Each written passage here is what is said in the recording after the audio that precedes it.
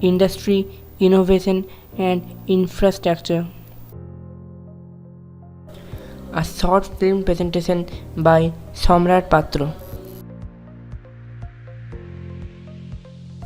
So, inclusive and sustainable industrialization, together with innovation and infrastructure, can unleash the dynamic and competitive economic forces that generate employment and income. They play a key role in introducing and promoting new technologies, facilitating international trade, and enabling the efficient use of the resources. However, the world still has a long way to go fully on this potential. The least developed countries, in particular, need to accelerate the development of the manufacturing sector if they are to meet the 2030 target and scale up the investment in scientific research and innovation. The global manufacturing growth has been steadily declining. Even before the outbreak of the COVID-19 pandemic, the pandemic is hitting manufacturing industries hardly and causing disruptions in global value chains and the supply of the products.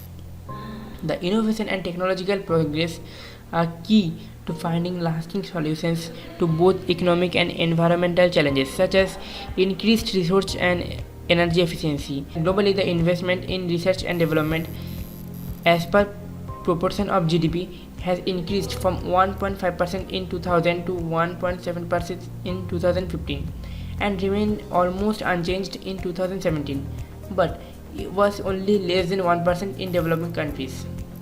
In terms of the communications infrastructure, more than half of the world's population is now online and almost the entire world population lives in an area covered by mobile network.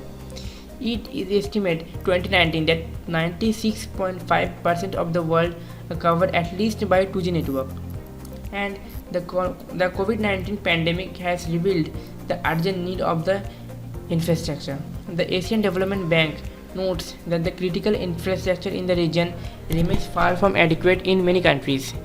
Despite of the rapid economic growth and development the region has experienced over the past decade, the Economic and Social Survey in Asia and the Pacific highlights that making infrastructure resilient to disasters and climate change will require an additional investment of $434 billion per year.